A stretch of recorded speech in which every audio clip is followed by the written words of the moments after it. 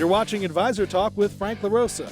It's the only podcast offering unfiltered guidance and direct advice for anyone in the financial services and wealth management industry. Learn more today at eliteconsultingpartners.com/podcast. And now, here's your host, Frank LaRosa. Hey everybody, welcome to Advisor Talk with Frank LaRosa. I am your host, Frank LaRosa, and I am here with the man of the hour, my right-hand dude, Dale Dempsey. Hey. Cooking, Dale. Hey, I just was thinking to myself, maybe I'll do the intro one day and see if anybody can tell it was me instead of you. Maybe. We'll work on that. We'll get there. Dale's not quite sure. For those of you that are watching us on YouTube, number one, thank you. For those of you that are listening to us on an iTunes, you should check us out on our YouTube channel, Advisor Talk with Frank LaRosa. There's some great, additional content on there, and you can see how Dale and I dress exponentially different sometimes. Not all the time. Sometimes I, I'm not wearing this shirt most of the times, but I'm in my bulky gear. And Dale's not quite sure whether or not I have COVID or not, which is why he's got his mask hanging from his. So actually, we had COVID. We did have COVID. I shouldn't laugh. Well, I really shouldn't laugh, but So we had COVID, but I wear this mask now around my neck. Well, you got me this. It's like a lanyard. Lanyard, right? It's like I feel like a librarian sometimes. So I've got these masks always around my neck. I forgot to take them off. I didn't even. So thank you for that. And for the record, when I gave that to you, you're like, "Yeah, I'm not using that." And now you're. I think I dismissed it right away. You did. I was like, "These are awesome! Look, I got these at the hardware store." Okay, so by the way, I'm the only one that uses them in the entire office. I know you are, and I don't even use it anymore. Well, actually, I have one mask in the car that I do use that on. So it's handy.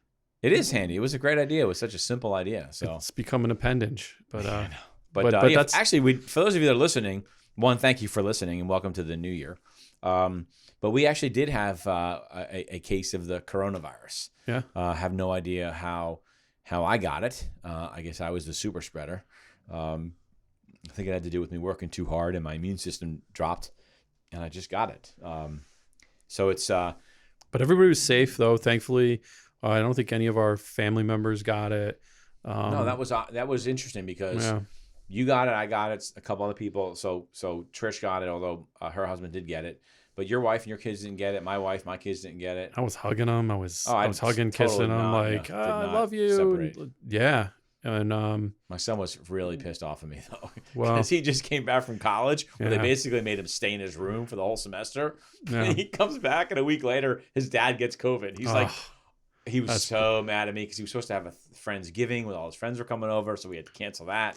Now my daughter was the same way. Her boyfriend can't come over anymore, so it is what it is. Look, we got through it, and probably should do a moment of silence for everybody who didn't get through it. Yeah, we can do that. Okay. Yeah. Moment of silence. Yeah. I actually had somebody that, unfortunately, a gentleman named Sam Bakhtiari, Dr. Sam Bakhtiari. If you check him out on YouTube, he's got some great content, great interviews. We were supposed to do an interview this week, as a matter of fact, and unfortunately he passed away, like in 4 days. It was really sad. But anyway, and that'll just these things. This whole thing is changing so much, right? So it'd be interesting to know what kind of predictions, if you can even make them. Right, like what do you like? Yeah, how do you do that anymore? There's some stuff I think we could talk about. That was Dale's attempt at a segue. That was pretty good though. That was good. You're not supposed to let on that I actually know the topic for the. That's okay. That's okay. For those of you that have just started listening, these are just talks. These are just Dale and I sitting in our office, just talking about stuff. And these things came about, and the whole idea of doing a podcast, if you go back a little bit, came about because we would have these really interesting conversations, and you said, "Dude, we should record these." Like, it's good stuff, right? Careful what you wish for. I know, right? By the way, I know. I get like anxiety over having to get my recording schedule in. So, but they're great. But to Dale's point, to his segue, no one really knows sort of what's going to happen, and so today we really just want to talk about, which was a really long intro to get to our point. But today we really wanted to talk about what we think, as we've been talking at the end of last year and now at the beginning of this year, what's going to happen this year in the business, right? Where do we see Is it consolidation? Is it firms getting out? Is it who's being sold to who? And so what I thought we would do is just go through. I have like 5, I think, more sort of bigger picture things that I think are relevant. There's always the unknowns. There's going to be, I can guarantee you there's going to be a consolidation of one firm into another. I can guarantee you there's going to be a PE firm buying some other big firm, and one PE firm selling their equity ownership to another PE firm. I don't know which firms they're going to be, but I can guarantee you that's going to happen this year, right? Right. I can guarantee you some firms are going to cut their payouts. I can guarantee you some firms are going to increase their fees on their clients and on their advisors. Those are givens, right? But in our space, where we see things is, some of the big changes that I see, and I'm just going to go over a couple of them. We're just going to talk about them, and Dale sort of doesn't really he has some idea of what we're going to talk about, and I guess these are in really no particular order. So they're not like, I'm not ranking these. I just think that all of these things are going to continue to happen or not happen. Number one is wirehouse firms, and I know we are huge advocates of the independent space, right? We call that sort of the ultimate recurring revenue business, right? Is going from a W-2 world to a 1099 world. It's like the ultimate back end bonus, right? Right. But I do think and see the bigger wires. Stifel, RBC, Raymond James, they've always been they've always been putting out deals, recruiting, and doing a pretty good job doing it, right? But the wires like Morgan, Merrill, I'll throw UBS into that spot, even though they're not as big, right? Right. I mean, Raymond James is bigger than UBS. Sure. UBS America, not the company. Right on. My first prediction there is that you're going to see more and more wires, not really gaining market share, but hiring more producers, because I think they're losing advisors out the back door that they don't like to advertise. But I do think they're going to get back into the recruiting space in a big way. I would say UBS and Morgan Stanley have been doing it quietly. Not really Wells. Wells is not quiet about it. As a matter of fact, they just advertised for some reason that they're increasing their commissions to recruiters. Oh, I know what the reason is. That's like increasing. We know the reason, right? That's like taking a B share for those financial advisors that have been in the business when you were really, B shares were the thing. It's like giving an advisor an additional bonus commission on a B share mutual fund. They're doing the same kind of thing because they need to buy the assets. You make some good points here.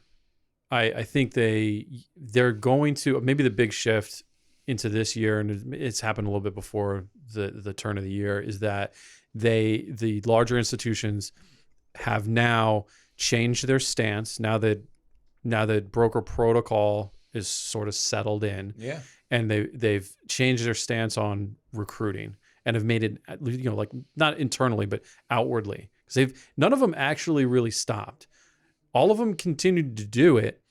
UBS and Morgan Stanley, they said they stopped, but they were still in the market for slowly. There were definitely. What they're not going to do is admit they were wrong. No. And stopping a more aggressive, approach. They tried the whole, we're going to be, we're going to do it differently, and we're going to be better, and we're not going to kowtow to, throwing deals around. Wrong idea. Yeah. They got their asses handed to them. But by the numbers, so I run these reports on a regular basis, none of those firms that we've mentioned, none of the biggest firms out there actually bring in more assets than they lose at this point. Right. They're behind. But I do. Here's the thing, though. I see that changing a little bit. Right. I'm not saying they're going to bring in more than they lose, but I do think they're going to bring in a lot more than they have in the last year or two. Right. But why? Part of it's going to be deal. Well, they're going to make a bigger effort. They're going to put pressure. Not they're going to. They're putting pressure on their managers to start recruiting again. Right. Managers are getting we need your pipeline by Friday. Your recruiting pipeline. How many calls did you make? How many meetings did you have? They're getting those calls. Now they may not be where they need to be on the deals, but it's there. So that's number one. I think you're going to see that. So look, if you're an advisor that knows you don't want to go independent because it's not in your blood. You're just not an entrepreneur. You're not looking to be a business owner. There are some options there. Some of the deals are pretty lucrative. Some of the regional firms still have very lucrative deals. Stifel, RBC are still very strong. Raymond James, great firm.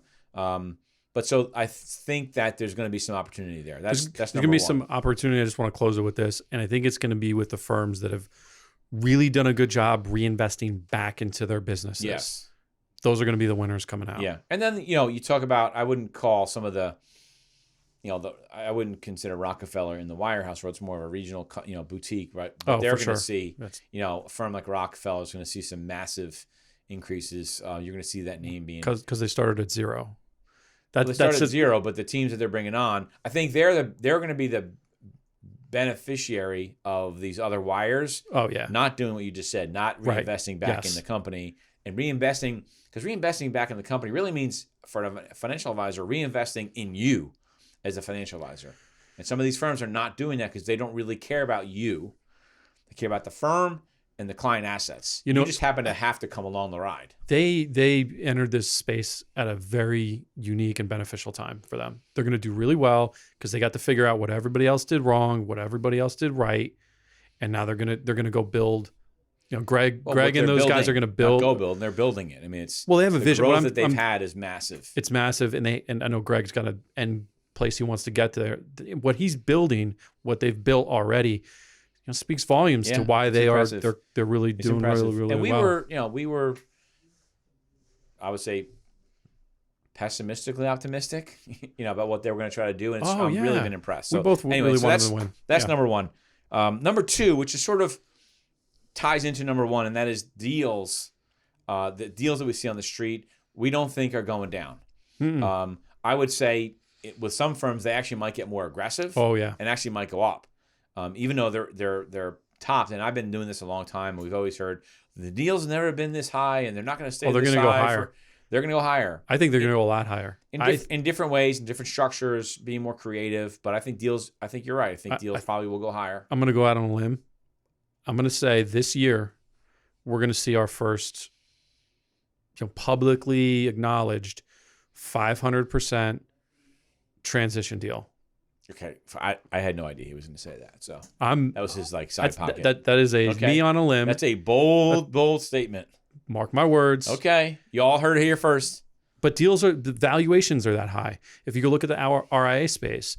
People for reoccurring revenue, and these are all relationships that are being fostered in even the largest institutions. So if you're at a big firm, the value of your book is massively increased over what it was in the 80s and 90s, and it stands to reason that these advisory relationships are going to have so much more long-term value, and institutions are going to know, well, look, we're going to make our money back. Because we're going to cut their compensation in some cases, but we're going to make our money back over a really long period of time, and we can afford to do this. Yeah, I think also to your point, in the independent space deals, and we've seen it this year. I mean, in the last maybe 18 months, we've seen the independent space deals continue to grow and grow and grow. I mean, when I first started this business, if you were going to go independent, maybe you got 25%, maybe if or maybe you went to a certain firm where they give you 30%. That was a monster independent deal. Oh, I remember those days. Now it's getting to 3x that up front, and plus back ends.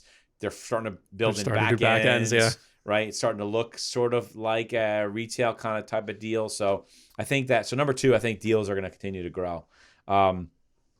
Number three, and people were asking us man, business must have been rough for you guys this year with COVID and all that stuff. And we hear all the time, we've never been busier. Right. And, busier in terms of more, we did really well last year, right? With movements, but there was a little bit of a pause. Yeah. Some of that we're seeing now in the first few months of this year with those moves. Sure. But where we're getting busier, it's over there. Where we're getting busier, Dale's looking for his water. He was totally unprepared for this. I'm parched, candidly. Where we see it getting busier is the level of interest with advisors looking to make their move, right? And some of that is exploring options with advisors that maybe they didn't want to leave. They weren't sure if they wanted to leave, but now they're at home, which sort of let's circle back to one of my final one, which is merely my sixth one. I said 5, but I really have 6. The whole work from home thing. We'll get to that. But a lot of advisors are now thinking, you know what? I should take a look at this. I should take a look at what's out there. Right. Maybe I'm going to leave. Maybe I'm not. I feel, and I'd like to hear how you feel about this, but I feel that there are a lot of advisors, more than I've ever seen, at least, taking a serious look at leaving the existing firm that they're at, whether it's W-2 to W-2, but more so about the whole independence thing. Going independent. If you're an advisor and you work for a wirehouse firm or a retail W-2 firm, you've been home for the last 11 months, you're independent. You're just not getting paid that way. Right. That's exactly my thought. There will be more movement. And I mean, there just has to be, because the world has changed so radically. We've adapted and really just assembled a culture, sort of like it was just unspoken. It just happened where we all decided basically we're going to do things through our computers and cell phones like almost all the time. And this was something that I don't think a lot of firms were prepared for. No. Right. And then you got to, it stands to reason that there's other factors too, but a lot of these advisors, I think, will at least look at the option, because they're starting to realize their economics are probably not what they should be. And, right. And they're not really getting the same thing that they were years ago from the support at their branch. Right. So even when they were there. So look, I think advisor movement is gonna probably this year, 2021, gonna dwarf what happened last year. And it's gonna be, just do yourself a favor, make sure you're working with the right firm, right consulting firm like ours. There's a lot of options. Don't get enamored. Understand what you're looking at. And I would say to you, the one question I would ask yourself is, if you were on a search and your existing firm was one of the firms that you were looking at, would you join that firm today? And if the answer is no, probably shouldn't be there. So just keep that in mind. Number 4 is this whole idea of multi-channel firms taking hold, right? So firms that have, we did so LPL, I did a great interview with Rich Steinmeier from LPL because they're launching their new sort of like W-2 Linsco office model, which is W-2. You have firms like Stewart Partners that have independence. They're essentially a super producer group at Raymond James. So we've, I don't know, maybe it's not obvious. So why would these firms do that? Right? Why do you think we're going to see more of it? Yeah, I think that, well, to our last point, advisors are exploring their options, and a lot of advisors that are in a W-2 market or W-2 office space, and I consider them practitioners, right? I don't consider them business owners, even though they may say they run their own business. They don't. Until you're writing a check for the electrician and you're writing a check for the rent, and you have to get a new office chair and it's coming out of your checking account, you're not a business owner. You're a practitioner. I think there are a lot of advisors that recognize where they're at is not the right place for them for a whole host of reasons. I'm not getting into them. But they just don't want to go independent. They just don't want to go into a private practice. They don't want to do it. So these firms like LPL that have the capability said, well, let's provide an option for them. Yeah. Let's create it. It sort of looks the same, but you don't need as many operations people. You don't need a branch manager in the corner office whose really only job is to go out and recruit, not really help you service your book or whatever. So there's a home for those advisors. And that's where I applaud those types of firms. Jim Gold, High Supporta, Greg Benez, Jeff Gagne, all of my buddies over at Doug Kentfield, all my buddies over at Stewart Partners, they're one of the ones that really started to make some waves with their model. You go in, there's an office, they take care of it for you. But then there's some other firms that are coming out that are really creating this, hey, listen, here's our firm, here's our culture. And really, if I look back, Raymond James was one of the first firms that had, forget about Stewart Partners, but Raymond James got it right. Yeah, really early on. That was exactly what I was thinking. They really were the pioneers for all the channels you could possibly need in this business. Pick how you want to get paid. Like, here's our firm, here's smart. Our culture. Yeah. Here's our, like, whether you're independent or a W-2 advisor, when you call to our trading desk, it's the same people. When you call our financial planning desk, it's the same people. Yeah. We don't care which channel you're on. So that model, and the reason why they've grown so much over the last, I'll call it 5 years, where they've really seen maybe I would say 5 to 7 years. Yeah. They've really seen exponential growth. Yeah. So that's number 4. Here's one that I think I'm starting to see more and more. And we did a YouTube video call. It was really something called dual monetization, which is something I trademarked. We did a YouTube video about why you don't necessarily want to sell your practice to the firm that you're at, right? So if you want to go to YouTube and just look up Advisor Talk dual monetization, we have the whole formula. We walk you through it. But what I'm seeing more and more of, and we're working with a couple of teams that are like this, where the junior advisor is seeing, wait a minute, if I buy this book, if I'm the inheriting advisor for Bill, right, and he sells back to the existing firm, I'm stuck here. Like, I can't ever move again.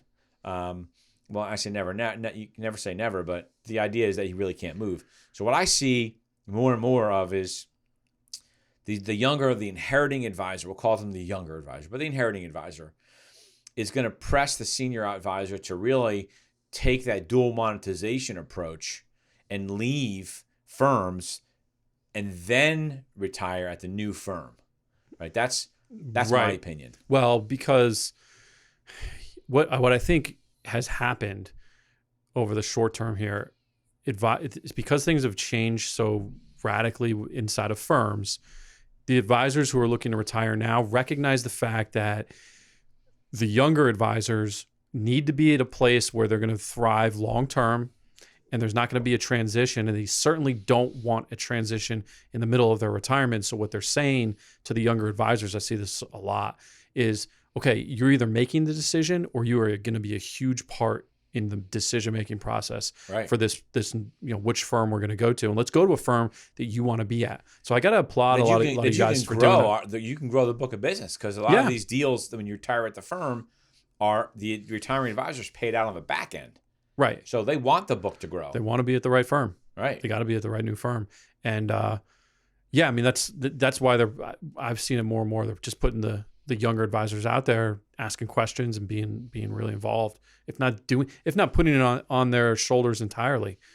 Yeah, well, I have one that I'm working on right now, and that's exactly what the case is. He's like, basically, you go fetch and come back to me with what you find, and then I'll make the decision from there. So, sure. But the biggest point was he got the senior advisor to agree to do that. Like, the senior advisor understands now that it's better for the younger advisor, and candidly, it's economically better for him as well. So, remember, it's not about the money, but it's about the money. And then the last one, and this is, I'm going to say part of it is obvious, but I have a different take on the tail end of this opinion. And we've been talking about this ad nauseum. That is this whole idea of advisors continuing to work from home more and more, and not necessarily in the independent space. This is really geared towards the W-2 space. So wires, regionals, any firm that's a W-2 where you're an advisor and a practitioner and you go into an office, right? That's not yours, with a branch manager. So I think that not only will that continue, so that trend of advisors getting more comfortable working from home and firms getting more comfortable working from home, well, I'm going to leave. I'm not going to drop the bomb part of it, my real opinion. And I debated with my wife the other day. But on that part of it, what are your thoughts on where you see the work from home thing going? It's well, it's definitely in a state where it's kind of hard to say. If I had gun to my head, I would think that Frank's putting a gun to my head. So I would tell you there's a lot of firms with a W-2 model who are so invested in the real estate, the staff, and all these people in the office, and to think that they would continue to not have that as a value for the advisors wouldn't make sense to me. Now, I've seen some firms start to supplement. They're bringing back the staff and the managers into the office and telling the advisors it's their choice whether or not they want to come in. And what ultimately, at the very least, what I think will happen is some of these firms might start to loosen the reins on, exactly where the advisor can do business. We'll see. We were talking about that with FINRA. Like, what's FINRA going to do? That's a whole other thing. Because there are certain rules that they apply where an advisor works from home for a certain amount of days. Now the firm has to register that office location as a remote location, right? And so, and then they have to supervise it. Somebody has to go out. Oh yeah. I used to have an advisor. I was a complex director that lived in Florida. So I had to go down there, which wasn't a bad trip. Played golf, whatever. But I had to go down there. So you have to go visit those offices. So that will be interesting. But what I think is really going to happen, and I have this saying that the more things change, the more they stay the same. I think what will really happen, and I would warn firms not to go and slash real estate, right, and sort of have the pendulum swing too far, which financial service firms always do. Oh yeah, right. They always swing too far. So slow your roll. I do believe that we will get back to a place in time. Maybe it's not this year. Maybe it'll be the tail end of this year, or you'll see some evolution of that, where advisors are going to want to be in their office. Advisors are going to want, and even if they don't see as many clients in the office, you're going to want to be around. You're going to want to be in the office, be around other people. I mean, look, Jamie Dimon said point blank that, right? He says everyone's got to come back because you're not as creative when you work from home. The fluid and the information and the ideas, the idea share, you just don't get it when you're on a Zoom call, because you're not going to be like, hey, I'm by the water cooler and I had an idea. Let me go get everybody on a Zoom call and tell them what the idea is, right? Right. I mean, you and I were talking before, and we were talking about something, and like within 5 minutes, I forgot what I was going to say to you. So forget about getting you on a Zoom call, right? Who's available, who's not available. So I think, and I really feel adamant about this, that we're going to get back to a place where advisors get back to the office, because they're going to want to be at the office. They're going to want their assistants there. They're going to want to see their assistants face to face. You want to build those relationships. I know I sometimes throw branch managers under the bus, but I have a lot of friends that are great branch managers, and they are people. They're people pleasers. They want to be with their guys. They want to gals. They want to be in that environment. Good friend of mine is a manager over here, right? Locally at UBS. He's a great guy. I mean, and it's almost he's at a disadvantage because he's can't see all his advisors all the time, right? Yeah. And advisors miss that. Advisors, we're all human beings. We want connections, right? Yep. Look, our business, my business, we can work from home. A lot of firms that are in our space are all remote. They don't have the office that we have and the facilities and all that stuff. And I think we're better because of it. I couldn't agree more with that. And a lot of us that were at home, well, I'll just speak for myself. I wanted to be here. I enjoy the teamwork, the collaboration. I know there's others who feel the same way. And look, I totally agree with you on that one. I think we'll get back to that. So I think that people that are saying, "Oh, the business is going all remote," I don't think you're being smart about it. I think you're just towing the company line. With what people are thinking. I do believe maybe you've never worked in a retail office before to know what it's like, to know why there's real value there. I call that, one of the things I say is learning through osmosis. Right, learning, being around, listening. I think there's nothing better than that creates, creativity and energy and all that stuff. So that's one of my, I would say that's one of my most bold predictions, which is sort of against the trend. That I do think we're going to get back to going back to the offices in a more meaningful way, with the caveat that the retail firms are going to be more comfortable with those advisors that do want to work from home or want to work in a remote location. A lot of times, especially if you're in a state like New Jersey, where we are, a lot of advisors get a home down in Florida or some other state where the taxes are a lot less. And it was always problematic for the advisor to go do that and live down there for half the year. You had to jump through hoops. You had to file for a remote location. You had to do all these things, right? And now I think those types of situations are going to be much easier to get accomplished, which in reality will make the advisor happier and probably will create some retention at that firm. So that's my sixth. Yeah. That's my big bomb drop. If I'm a retail firm, I wouldn't be 86ing 50% of your space. I might rethink how you use your space. I might rethink where you have space. But that's what I would do. You don't need these plush, huge office locations. Be more efficient. But understand that advisors need the space. They need to be around each other, clients, all that stuff. So anyway, that was a lot. That was like rapid fire, 6 big things. There's so many other things we can talk about, but we don't want to bore you guys. You're going to say something before we sign off. It was a story about a snowman, but it's not going to fit in. It's not going to fit in the right way now. We'll save the snowman story for later. Right. I know what the story is. It's really funny. It's really funny. We'll tell it at some point. So you got to keep listening because you never know when we're going to tell the story. So you got to keep listening to every single podcast that we have. Yeah. But anyway, with that said, thank you for joining us. We hope you enjoyed the content. As always, we love when we hear feedback. We love when we hear people tell us that they enjoyed it, they listened to it, they shared it with a friend. We have great stuff. If there's something that you want to hear more about, let us know. Please, subscribe and leave comments and give us that 5-star rating. Smash the like button, as Dale likes to say. Well, the new thing is make that bell gray. Make the bell gray. Make the bell gray. I get it. Yeah, I sort of understand that. Yeah, I got kids. Check out our YouTube channel, Advisor Talk with Frank LaRosa. Leave comments. Thanks very much. Have an awesome 2021, and we'll see you on the other side. Love you. Great talk.